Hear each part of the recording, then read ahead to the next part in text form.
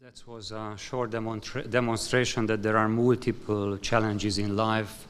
One challenge is how to cross the room and find the right place. Okay. As I was already introduced, my name is Borbely-Pecze. I'm working for the Hungarian Public Employment Service for almost 2 decades now. And in the last couple of years also had the privilege to participate many of the meetings of the MI2 toll. Okay. The meetings of this network and obviously the activities of these networks very often interconnected with activities of the WAPES, the World Association of Public Employment Services, or the European Association of Public Employment Services. But I still believe, and this is a strong belief, that the regional cooperation has added value comparing with European or global cooperations. I assume that all of you received the background paper. First of all, many thanks for all of you again sending the questionnaire back in time, which gave me enough time also to do this analysis, which is obviously nothing more than most probably a snapshot about the current situation in the countries.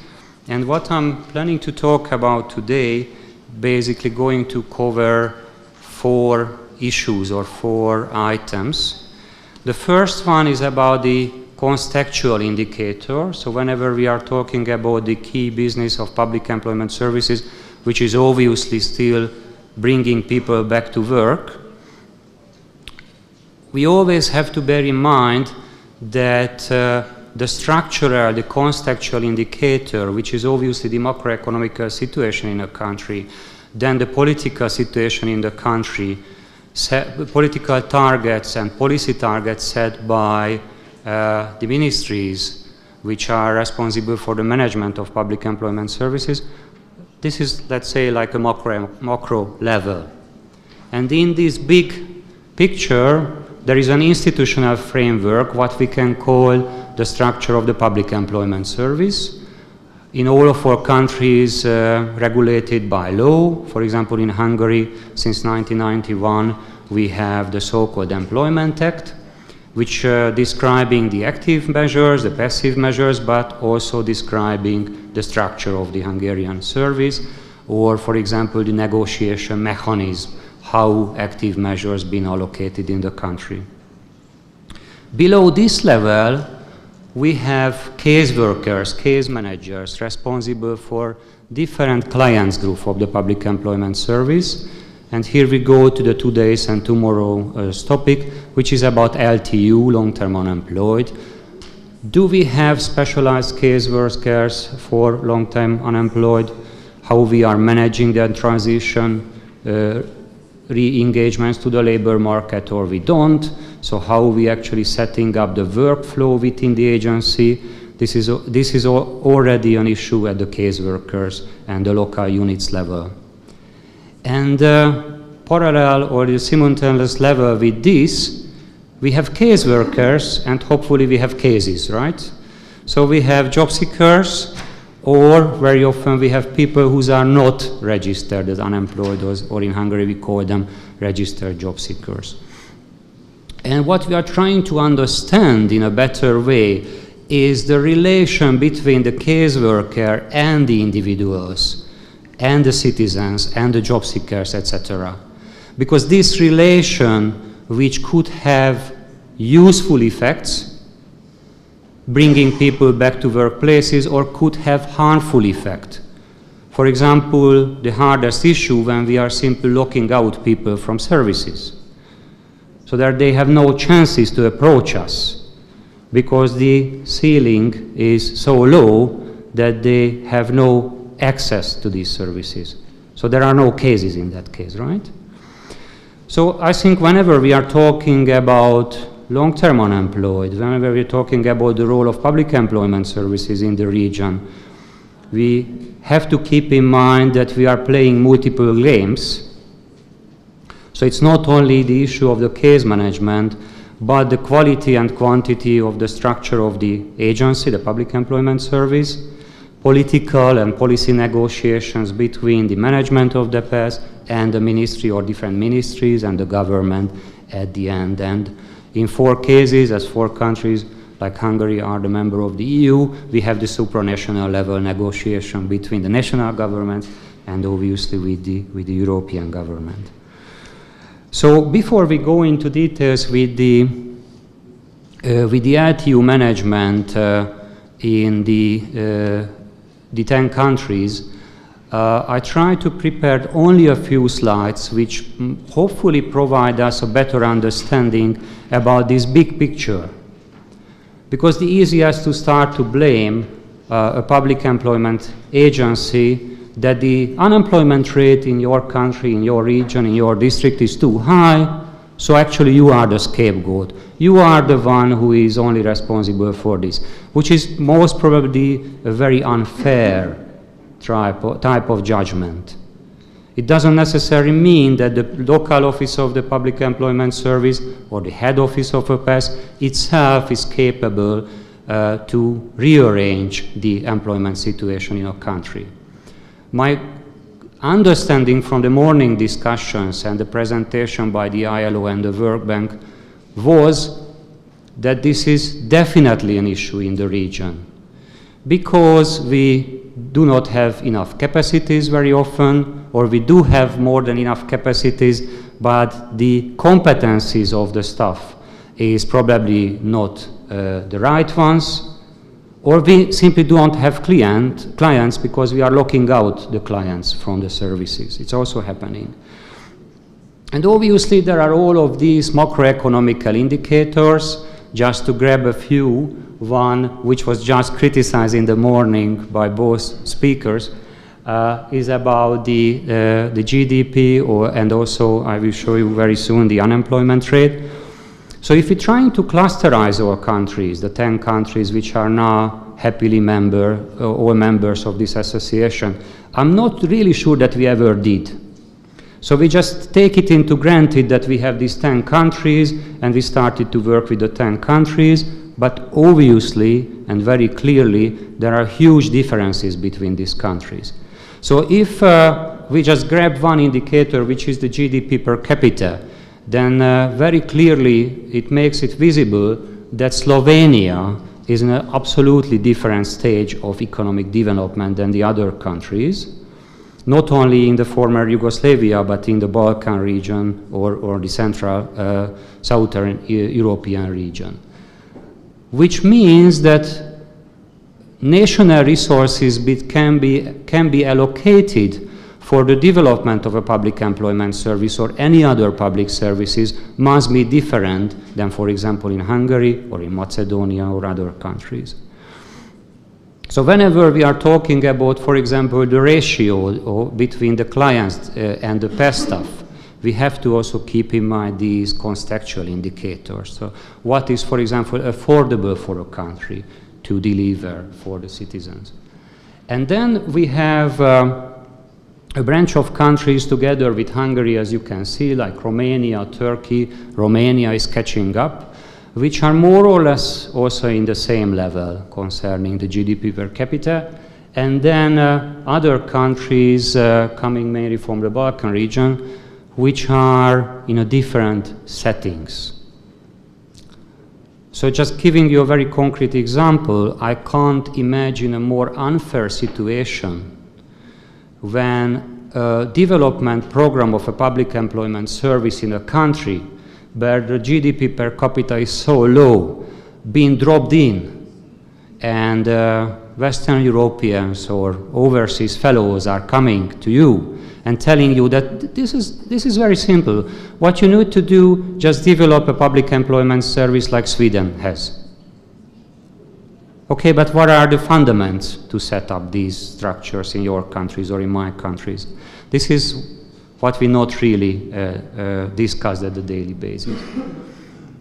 The unemployment rate is also very tricky. I absolutely agree with that. This is only one indicator and there are several others what we need to keep in mind. But even if we compare the 10 countries, on the basis of unemployment, which is coming from the labor force survey. So this is not registry-based unemployment, this is the ILO standard labor force survey. Then very clearly there are huge gaps between the countries. In the top there is still Macedonia, Bosnia-Herzegovina. In the middle you can see Croatia, Turkey, where actually unemployment rate currently is climbing, and countries with relatively low unemployment rate, like, for example, Romania, Hungary, and in the last couple of years, Bulgaria also changed a lot. Because these indicators are only macroeconomic indicators, I try to pick another one, which most probably a more unique, more complex indicator. This is coming from the UNDP. I'm not sure that this one was mentioned in the morning or not, which called the Human Development Index, but it's actually a very complex set of indicators, which tell us something about the development of the human capitals in the region. And the good news is that these 10 countries are almost all together either very highly developed HIDs or developed HIDs. Obviously, this is a global list, so we are not comparing ourselves with other, like Asian countries or other African regions. Why is it so important for public employment services, or why is it so important for economic policy? Because it has a very strong message which must be heard by the decision makers, also those who are responsible for investment, that the human capital of the region, now I'm calling ourselves a region, the 10 countries, is very well advanced. And this is a very important message.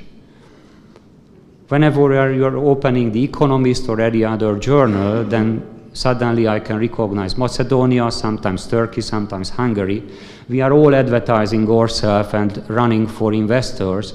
And one of the strong message, except the flat taxation, which is great, we have also flat taxation now in Hungary, that the human capital is developed. This is something super important for the investors. That once they settle down and they open a business, then the population is really capable to do the jobs. And this is the clear signal coming from the UNDP report. The second part of my presentation, I try to figure out the real definition of long-term unemployed or long-term unemployment, because within the EU, living within the EU in the last decade, we take it into granted that long-term unemployed are those who are in the registry more than a year, so 12 months is like a life sentence, so if you have 12 months, then you must be a long-term registered. And I try to collect a couple of other definitions, so it's not necessarily the case. This is the definition what Eurostat or the ILO has been using for a while, or have been using for a while, but, for example, the BLS, the Bureau of Labor Statistics in the US, says that if you have more than 27 weeks as a registered, then you are already taking into consideration as long-term unemployed. Why? Because the works-first approach is so important in the US that they immediately try to jump in, the caseworkers, and trying to support you to reach the labor market, re-engage with the labor market as soon as possible. Or if I'm just trying to find out in my memories how was it in Hungary before the EU accession, that was not always 12 months. So in 1999, when we first launched the ALMP for long-term unemployed, it was only 6 months. So the 12 months does not necessarily mean that this is the only precise point when we need to jump in. And according to applied psychology, and what we know from applied psychology, how the long-term unemployment affects the families and the individuals is definitely much less than 12 months. Much, much less than 12 months. So we have to keep in mind that this is nothing else than a statistical indicator, doesn't necessarily there to influence the service delivery and service engagement with the clients. And obviously, we did not ask for these details from you, but whatever the long-term unemployment means, it usually defined also in the National Employment Acts. So why long-term unemployment is such a big issue? Well, there are a number of meetings at the European level or the WAPES levels where LTU as an issue was discussed or being discussed in the last couple of years. But I think one point is really clearly need to be made here, that we are still facing with the effects of the global economic crisis. So the effects of the global economic crisis are still visible in many countries. For example, look at what happened in Slovenia as a consequence of the crisis, or also what happened in Hungary, because we have a very narrow registry, and we are very proud of that the registry is small, but half of the register are long-term unemployed. So this is mainly the issue in most of these countries who are now sitting around this big table. And what is also very much unfair, this data is only coming from the European Commission, so only 4 of the countries were counted around this group, but still the message is very clear that although we have a high percentage of registered long-term unemployed, active labor market measures are not targeting them. So what we are still doing is screaming, dear colleagues. Screaming because we are trying to deliver the targets for the different programs. And it means that the very hard to place people very often stay in the registry, although they might be needed in the labor market because of the labor shortage in some of our countries. Okay, I'm just going to skip this one. And just one slide about the Commission's proposal. I'm almost sure that all of you are familiar with this. This is coming from the recommendation,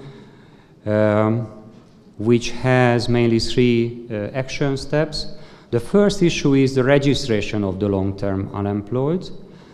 Again, what creates an unfair case, and that I think was very clear from the World Bank presentation this morning, that in a tricky way you have to be lucky to be long-term unemployed as registered. Why? Because many of those who are looking for jobs never reach the registry. So they are not there. What does it mean? It means if PS, if public employment services are not developing seriously the outreach capacities, we heard the case of the Maltese, but obviously there are many more, then we have almost 0 chances to get these people. The same game is going around with the young people. So whenever we are talking about the need rates of these countries, those young people who are not in education, training, or employment, it's a relatively easy task for a public employment service to start work with those who are in the registry. What's the problem with this? That we can't actually change the need rate with these initiatives, with these programs. Why? Again, because these young people are not in the registry. Okay, the second point is to set up a very detailed, in-depth assessment, which can be partly made as self-assessment, partly assessment by the caseworkers, career counselors, social workers, and so on. But these assessments should be individualized. Again, I heard from the ILO in the morning, the devil is in the details. That's absolutely true. And then it's already connected, this issue is already strongly connected with the topic of this conference, LTU case management within public employment services. If we don't have specialized staff at the local offices at the permanent basis, how can we meet with these challenges? So making really a tailorized individual action plan for clients. Because it means that you need in-house knowledge, right? You can't outsource this. You need professionals within your local units who has the professional capability to set up these diagnoses. Otherwise, you are losing the game before you start to play. And last but not least, the job integration agreement, which can be anything, can be a piece of paper for the administration, and can be a valuable piece of paper also for the clients and the caseworker. I think tomorrow we will have more time during the workshop, the second workshop, so will be a chance to go into details that what actually the content of the job integration agreement and who is owning this piece of paper. Is it a piece of paper which is important for the state administration? Is it a piece of agreement which is important for the client? Is it an agreement which is important for the whole family of the client? Are the people taking home this agreement? Are they discussing the content with family members? Is it really a family decision, or is it being octroyated by the public administration? Because obviously all of these facts are correspondence with the implementation of the content of these plans. And then let's see a couple of items I try to highlight it from your answers. And again, the detailed paper is already in your folders, and tomorrow will be plenty of time to go into details. So we asked information about the LTU management within the public employment services. That was the first topic of the survey. And I'm not going to discuss all of the countries, just trying to pick items. So don't be offended if I'm not mentioning Bulgaria, I'm just mentioning Bosnia, or vice versa. Doesn't necessarily mean that there are no good examples for other countries. So the LTU management within the PES. What was reported from Croatia, that since 2015, there are specialized counseling, employment or career counseling within the offices of the Croatian Public Employment Service.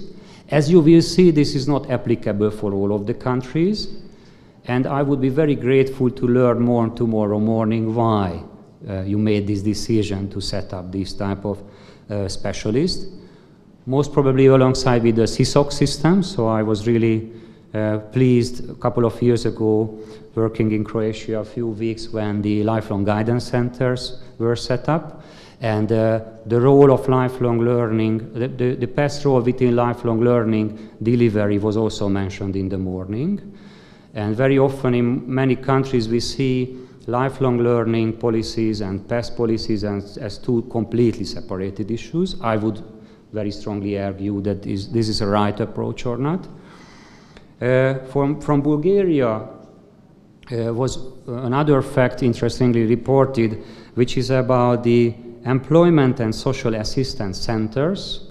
So if my understanding is correct, it means that you try to pull together the caseworkers who are responsible for social inclusion and those who are responsible for employment. Actually, Hungary tried the same roughly 10 years ago. We are not doing it anymore. So just come in my mind again, the clients of the Maltese. The NGO is there, that's great. They have the government support, they have the support from the local municipalities, this is great. They build trust with the local communities, this is great.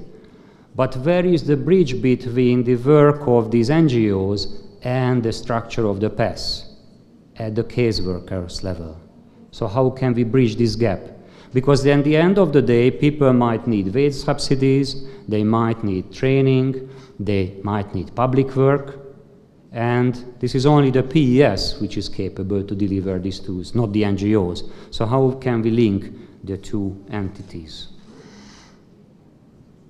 The other topic was the systematic cooperation between public employment services and other service providers. And here again, I'm just going to highlight a few items. From Croatia, I find it very promising that there is already a set data exchange between the Public Employment Service and the social welfare offices.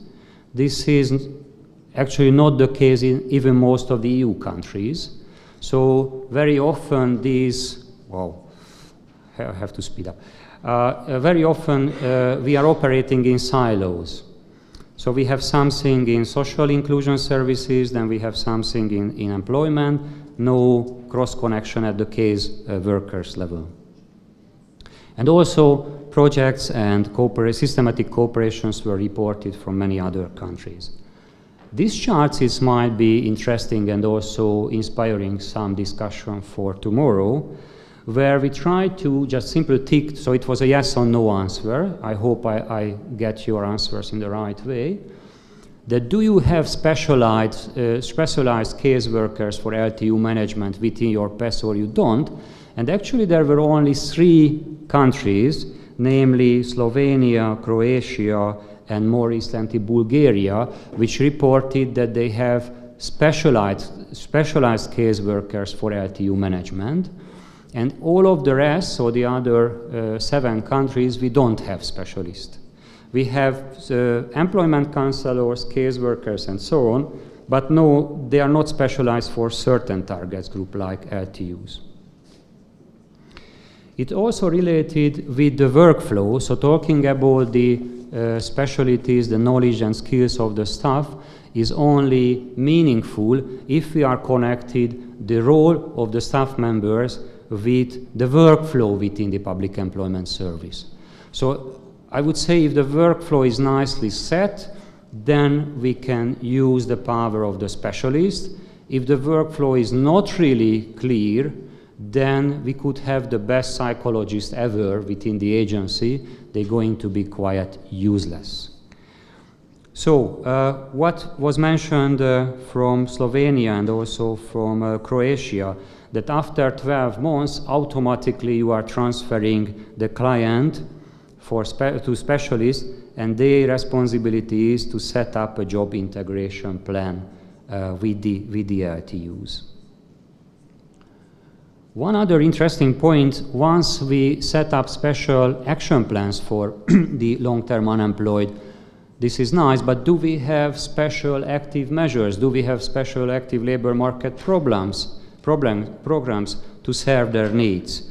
Because again, we can do the profiling of different client groups, then going to the market and picking up oranges, apples, and bananas, and then we have 3 groups or 4 groups.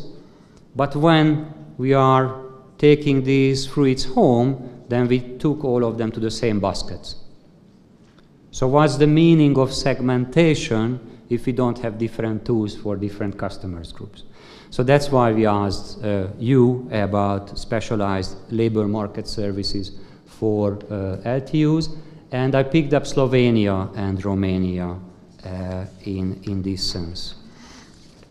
And my almost last slide, as my time is going to the end very soon, is about the monitoring.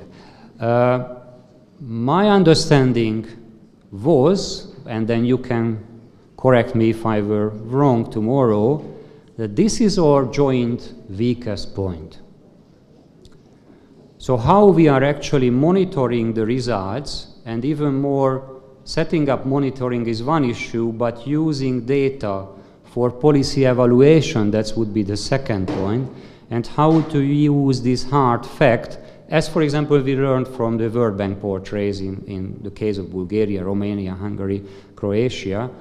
So we definitely have more knowledge about our customers than actually we are acquiring, we are using when we are designing our programs. Why is it so? I'm very often wondering why is it so? So we have qualitative and quantitative data covering several details of coming from the caseworkers or databases as well. What are the characteristics of the job seekers, but also what are the characteristics of the employers? What are the needs of the employers? How can be smarter as public employment service to use this data, feeding in and designing national, regional, or local labor market programs. Okay, and I'm almost in the end, and then the last slide is just, oops, okay, yes. By the way, this is the Hungarian parliament. This is the biggest in Europe, actually bigger the building itself, not the number of the MPs. This is bigger than Westminster in the UK. Okay, so this is already an appetizer for tomorrow morning, which, based on your answers and based on the questionnaire, I tried to set up 3 branch of questions for the experts meeting, and these are the questions we are going to discuss, and I hope that we already sent out the Google document, so some of you hopefully already received it. I promise tomorrow morning I will be really quiet and letting you to speak a lot. Thank you very much for your attention.